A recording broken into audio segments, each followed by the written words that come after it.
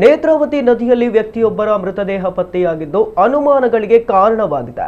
ಬಿಸಿ ರೋಡಿನ ಗೂಡಿನ ಬಳಿ ನಿವಾಸಿ ಮೊಹಮ್ಮದ್ ಎಂಬುವರ ಪುತ್ರ 36 ವರ್ಷದ ಇರ್ಫಾನ್ ಶವ ಶುಕ್ರವಾರ ಬೆಳಿಗ್ಗೆ 9 ಗಂಟೆ ಸುಮಾರಿಗೆ ಪಾಣೆಮಂಗಳೂರು ನೂತನ ಸೇತುವೆ ಕೆಳಭಾಗದಲ್ಲಿ ಸಿಕ್ಕಿದೆ.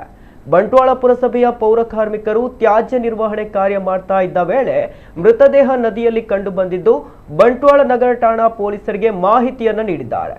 ಶವವನ್ನ ಬಂಟ್ವಾಳ ಸರ್ಕಾರಿ ಆಸ್ಪತ್ರೆಯ ಶವಾಗಾರದ ಶೀತಲೀಕರಣದಲ್ಲಿ ಇಡಲಾಗಿತ್ತು. ಸಂಜೆ ವೇಳೆ ಮೃತದೇಹದ ಗುರುತು ಪತ್ತೆಯಾಗಿದ್ದು ಸೌದಿ ಅರೇಬಿಯಾದಲ್ಲಿ ಉದ್ಯೋಗದಲ್ಲಿದ್ದ ಇರ್ಫಾನ್ ವರ್ಷಗಳ ಹಿಂದೆಯಷ್ಟೇ ಊರಿಗೆ ಮರಳಿ ಬಳಿಕ ಸ್ವಂತ ರಿಕ್ಷಾ ಖರೀದಿಸಿ ಅದರಲ್ಲಿ ದುಡಿತಾ ಇದ್ರು.